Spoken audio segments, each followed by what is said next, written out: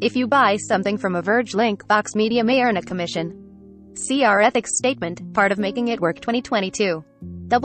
Hen, the knitwear designer Crochet Bao, posted her latest creation to Instagram last May. Fans fawned over what they saw, a red and white cardigan with a gingham check sleeves, chunky accents, and big strawberries patterned across the body. A lot of people were DMing me and asking for a pattern, but some people were willing to pay for it as well, Crochet Bao said. If someone is interested in the cardigan, they can go to her Etsy store to buy crochet pattern instructions for $11 or a custom-made cardigan for $195. Or, they can go to online clothing retailer Cider and buy a knockoff cardigan with an almost identical design for $32, which isn't surprising to the full-time designer, who found out about the listing after a follower messaged her. It seems like every day you look and then there's a new design being taken or imitated and copied, she said. Fast fashion companies like Cider and Shine are known to regularly rip off designs from small creators. Usually, there are very few consequences because most clothing items cannot be protected under American copyright laws. This means that when a small designer like Crochet Bao, who asked to be identified by the name of her online store, has her design imitated, the only thing she can do is post about it online and hope people see that the design is actually hers. The problem is even more severe for knitwear designers, whose products have taken over the fashion world.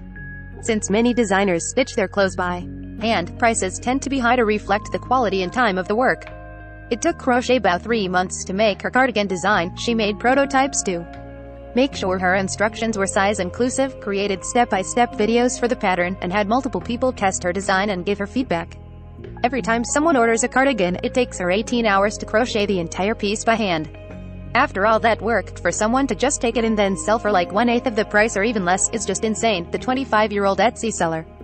Companies rarely respond to claims about copying designs.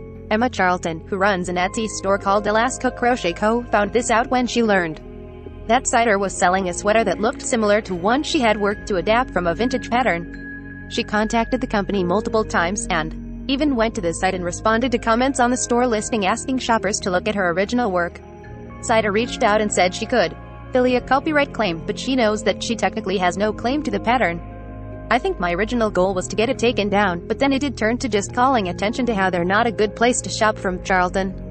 It makes this one awfully special jacket slightly less special because now the whole world can have it for $28 on Cider.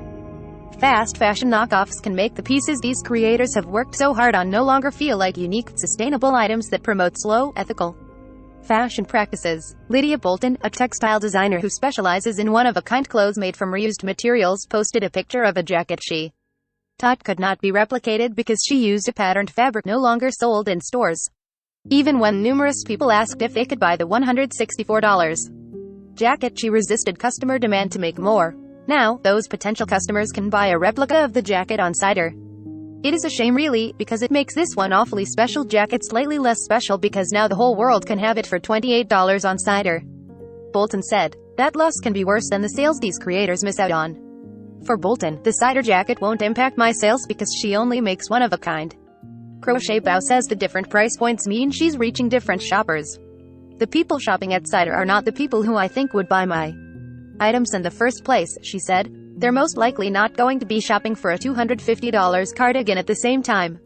Some designers have had success taking down these designs from other fast fashion companies, often after a social media post claiming design theft goes viral. Eliza Hilding, a knitwear designer from Sweden, posted an Instagram reel showing similarities between a sweater vest they made and one that popped up on Shine 6 weeks later. The video got over 1 million views, and shortly after, they received a DM from the company saying that the vest had been taken down.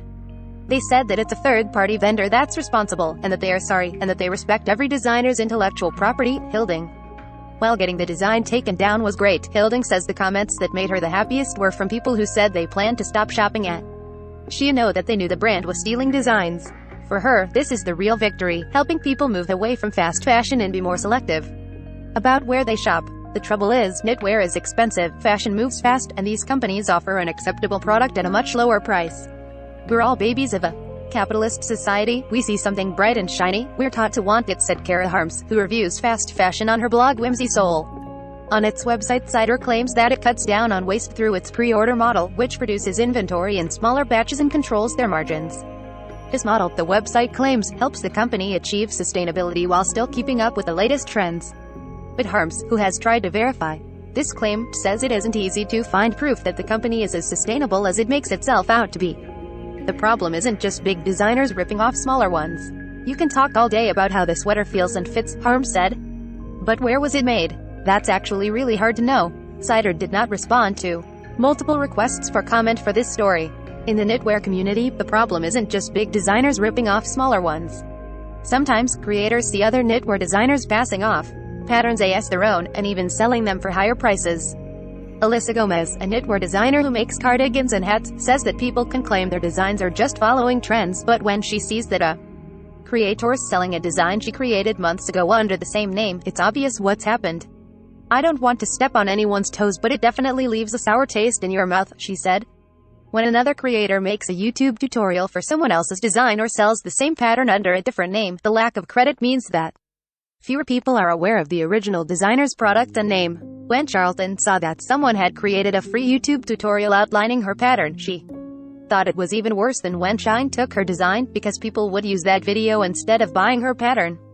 The least I will ask for is for them to add credit in the video description, Charlton said. What I would really like is if they take the video down, but there's not usually anything I can do about that if they choose not to. At the end of the day, these designers know they cannot stop small businesses or large fast fashion companies from taking designs. So, they'd rather focus on helping people make informed choices. Just be conscious of what you consume, Crochet Bow said. Be conscious of where things come from. That doesn't mean you have to go and shop small every time, it just means be aware of what and who you're buying from. Making It Work 2022.